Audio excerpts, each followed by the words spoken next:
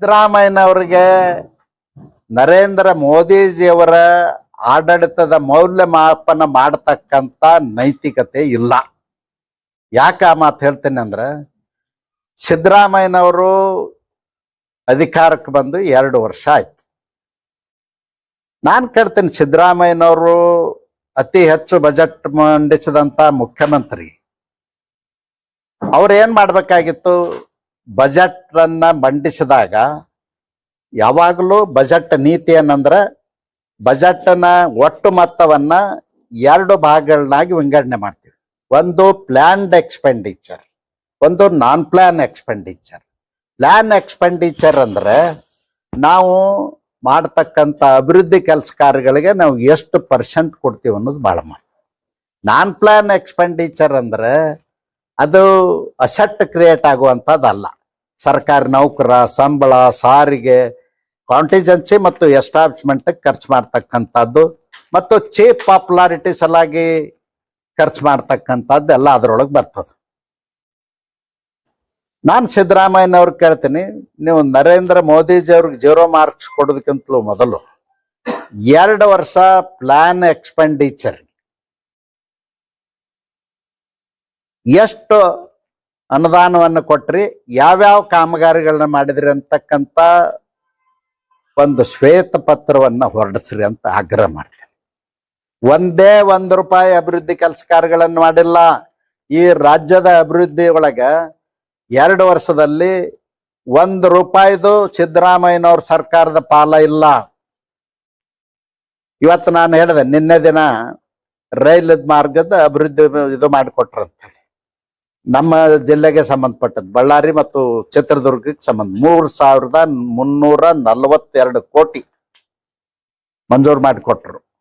ಇಂಥ ಯಾವ್ದಾದರೂ ಕಾಮಗಾರಿಗಳನ್ನು ಮಾಡಿದ್ರೆ, ರೈಲದ್ದವ್ರೇನು ಮಾಡೋದಿಲ್ಲ, ಕೇಂದ್ರ ಸರ್ಕಾರ ಮಾಡ್ತದ. ಅದರ ರಾಜ್ಯದ್ದು ನಿಮ್ಮ ಉದಾಹರಣೆಗೆ ಆಲ್ಮಟ್ಟಿ ಯೋಜನೆಗೆ 8,000 ಕೋಟಿ ಹೇಳಿ, ಅಧಿಕಾರಕ್ಕೆ ಬರೋದಕ್ಕಿಂತಲೂ ಮುಂಚೆ ಹೇಳಿದ್ರಿ. ನಾವು ಹಿಂದೂ ಹೇಳಿದ್ರಿ 13 ರಿಂದ 18 ಪ್ರತಿ ವರ್ಷ 10,000 ಕೋಟಿ ಕೊಟ್ಟು 5 ವರ್ಷದಲ್ಲಿ 130 TMC ನೀರು ಉಪಯೋಗ ಮಾಡ್ಕೊಳ್ಳಿಕ್ಕೆ ಎಲ್ಲ ತಯಾರಿ ಮಾಡ್ತೇನೆ ಅಂತ ಹೇಳಿದ್ರಿ, ಮಾಡಲಿಲ್ಲ.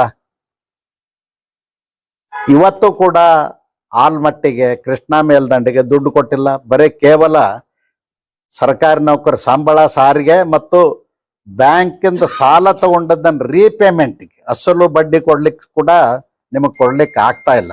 ಇಂಥ ಕೆಟ್ಟ ಪರಿಸ್ಥಿತಿ ಒಳಗೆ ನೀವು ಇದ್ದೀರಿ. ನೀವು ಯಾರಿಗೂ ಮಾರ್ಕಸ್ ಕೊಡುವಂತ ಸ್ಟೇಜ್ದಲ್ಲಿಲ್ಲ. 2 ವರ್ಷದಲ್ಲಿ ಅತಿ ಹೆಚ್ಚು ಕೊಲೆ ಸುಲಿಗೆಗಳಾಗಿದಾವ.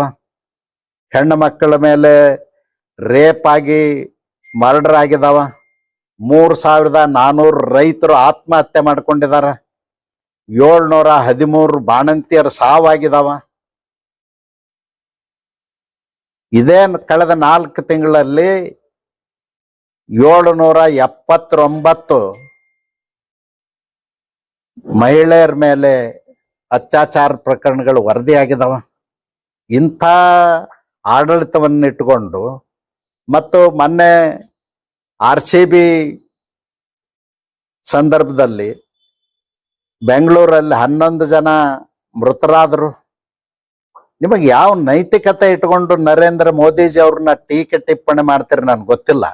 ಅದಕ್ಕೆ ಸಿದ್ದರಾಮಯ್ಯನವರು ಸುಮ್ಮನೆ ಜನರ ಅಟೆನ್ಷನ್ ಡೈವರ್ಟ್ ಮಾಡೋದಕ್ಕೆ ಮೋಸದ ಮಾತುಗಳನ್ನ ಆಡ್ತಾರ ಅನ್ನೋದು ಜನರಿಗೆ ಗೊತ್ತಾಗಿದೆ. ಜನ ಅವ್ರನ್ನ ತಿರಸ್ಕಾರ ಮಾಡಿದ್ದಾರೆ. ಮೈನಾರಿಟೀಸ್ಗೆ ಯಾವ ಎಷ್ಟು ಕೊಟ್ಟಾರ ಅಥವಾ ಅಂಕಿ ಸಂಖ್ಯೆ ತಮಗೆ ಗೊತ್ತಿಲ್ಲ.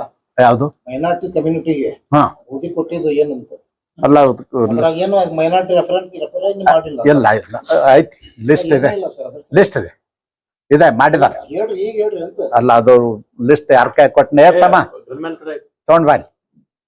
ಯಾಕಂದ್ರೆ ಯೋಜನೆಗಳು ಜಾಸ್ತಿ ಇದ್ದಾವೆ. ಮೈನಾರಿಟೀಸ್ ಕೆಲಸ ಮಾಡಿದ್ದು ಏನದ ಒಂದೇ ಸರ್, ಮೈನಾರಿಟಿನ ಒಂದೇ ಅಲ್ಲ, ದಲಿತರಿಗೆ ಮಾಡಿದ್ ಹೇಳಿಲ್ಲ ಅವರು. ದಲಿತರಿಗೆ ಪಂಚತೀರ್ಥ ಮಾಡೋರು, ಅನೇಕ ಕಾರ್ಯಕ್ರಮ ಎಲ್ಲ ವರ್ಗಕ್ಕೂ ಮಾಡಿದಾರೆ. ಅಲ್ಲ, ಮೈನಾರಿಟಿನೂ ಕವರ್ ಆಗಿ. ಈಗ ನಾನು ನಿಮಗೆ ಹೇಳಿದೆ, ಮುದ್ರಾ ಯೋಜನೆ 52 ಕೋಟಿ ಜನರಿಗೆ ಕೊಟ್ಟಿದ್ರಲ್ಲಿ ಮೆಜಾರಿಟಿ 60% ಮೈನಾರಿಟೀಸೇ ಬರ್ತಾರ. 78 ಲಕ್ಷ ಬೀದಿ ವ್ಯಾಪಾರಿಗಳಿಗೆ ಏನು ಹಣ ಕೊಟ್ಟಿದಾರ. ಮೆಜಾರಿಟಿ ಮೈನಾರಿಟೀಸೇ ಬರ್ತಾರೆ. ಅದಕ್ಕೆ ಮೈನಾರಿಟಿ ಶಿಕ್ಷಣಕ್ಕಾಗಿ ಮಾಡ್ತಾ ಇದ್ದಾರ. ಮೈನಾರಿಟಿಗಳಿಗೆ ಹೊರದೇಶಕ್ಕೆ ಹೋಗಿ ಓದ್ಲಿಕ್ಕೂ ಕೂಡ ಕಳೆದ ವರ್ಷ ಹಣ ಮೀಸಲಿಟ್ಟಿದ್ರು.